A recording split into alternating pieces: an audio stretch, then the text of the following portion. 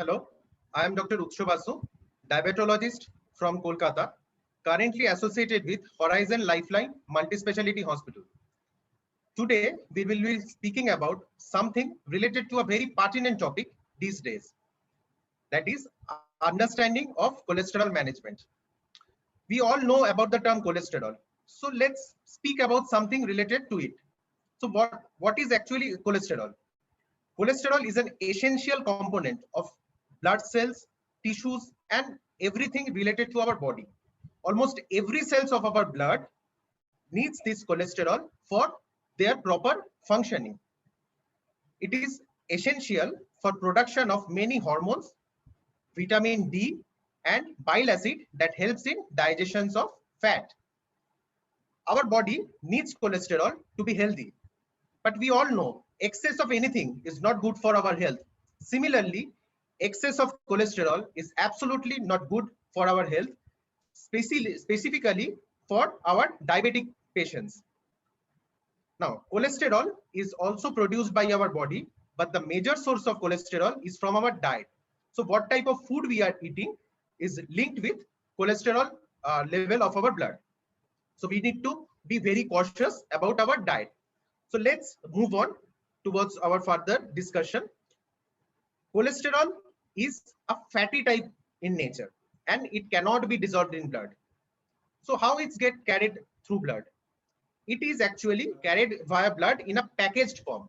Packaged form is a colloquial term. Actually, it is in medical side, we called it as lipoprotein. So lipoprotein, the outer layer is a protein layer and inside is the fat portion. That is the lipid portion. There are two main types of cholesterol that we are concerned about. One is a bad guy, that is the bad cholesterol, LDL, and second one is a good guy, that is the HDL cholesterol. So what is LDL cholesterol? That is low density lipoprotein. So why we are terming it is at bad? It is bad because if this cholesterol gets accumulated as it does in our blood vessels, it causes the blood vessels to be very tight. So what happens? The blood pressure level increases and the risk of getting stroke, myocardial infarction gets highly increased, specifically for the diabetic patient. So we should be very much cautious about our LDL cholesterol level. Now coming to the normal level of this cholesterol first. Total cholesterol, the measuring unit is milligram per deciliter. Usually for normal population, the cutoff level is 200, and for LDL, the cutoff level is 100. For HDL, the cutoff level is equal to or greater than 60. Next, coming to the symptoms of high cholesterol. So what are the common symptoms that patients usually face? First common symptoms that the patient might feel, that they feel dyspneic, means they might complain of having shortness of breath, specifically while climbing upstairs or moving on the ground a little bit on a faster side. So they usually feel that there is shortness of breath. Many patients come with complaint of having heaviness in chest. Some patients come with chest pain. So we should be very specifically testing their lipid profile on a routine basis. The term lipid profile is the combination of all these things, means the total cholesterol, LDL cholesterol, HDL cholesterol, and the triglyceride. These all forms the lipid profile. Now coming to our next portion of our today's discussion is how we usually deal with this high level of cholesterol. In cholesterol management, there is three aspects. One is the medical aspect, and the most important part is the non-medical aspect. Why I am telling this as most important? Because most of us are nowadays leading a very sedentary type of lifestyle.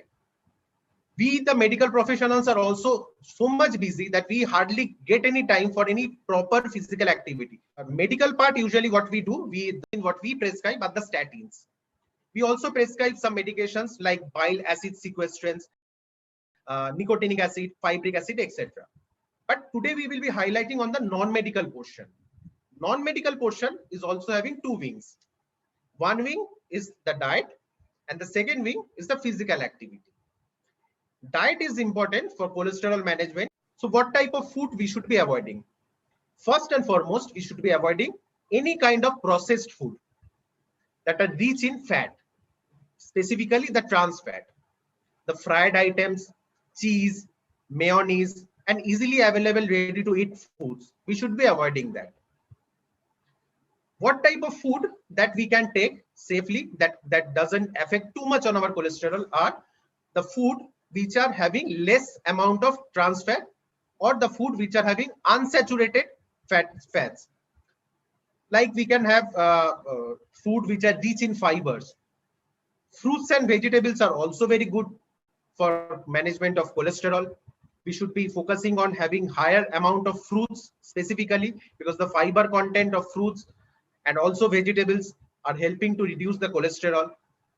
But everything should be on a balanced way, so that we should be focusing on the diet on a balanced way that should be helping us to control our cholesterol level, and also there should be that should not lead us to any kind of micronutrients deficiencies also. Second aspect is the physical activity. Physical activity depends on patient to patient, because many patients comes with different kinds of comorbid conditions. Many might be suffering from problems of their knees, osteoarthritis might be there. So accordingly, we prescribe what type of physical activity should be recommended for that patient. But most commonly, what we usually advise is aerobic type of physical activity. So what are the common types of aerobic physical activity what we can perform? First is brisk walking. Brisk walking should be such that the speed of the walking should be maintained in such a pace that we start at the same speed and end in the same speed, and we don't stop in between. So the brisk walk continuous around 1 hour per day is good enough. Cycling is another kind of aerobical activity. Swimming is also a very good activity. So whatever activities means aerobical activity you are comfortable, you can do that. Next to aerobical activity comes the addiction part. Cholesterol is directly linked with addictions. What are the common addictions what we usually face? First is tobacco, and second is alcohol. For control of cholesterol, very much important is we should be stopping tobacco totally, any form of tobacco, let it be smoking or chewable tobacco, because both kind can affect our cholesterol, and this high cholesterol can ultimately lead to major cardiac events. So what our recommendation is, don't take any kind of tobacco product, let it be smoking, let it be a chewable tobacco. Second is the alcohol portion. Alcohol portion should be restricted, because alcohol also contributes to high amount of cholesterol. Third part is weight management. Many of the obese patients are facing very difficulties for controlling of their cholesterol level. So they should be focusing on their management of weight, and they should be consulting proper trainers, and also they should be planning their physical activity and diet in such a way that their weight is also managed and the blood cholesterol level is also managed. Next important part, for very pertinent for nowadays, is management of stress. We all are stressed out. Whatever professions we are into, we are all stressed out due to various kinds of reasons. But we need to control our stress, because stress not only make our diabetes patient uncontrolled diabetic, but it also affects the cholesterol metabolism also. So management of stress is very much crucial for proper management of our cholesterol. And last but not the least is proper sleep. Sleep is very much important in overall management of our any kind of non-communicable disorders, including this high cholesterol. So proper sleep around 7 to 8 hours per day is recommended for management of any kind of non-communicable disorders. Stay safe and try to follow whatever today we discussed. Thank you.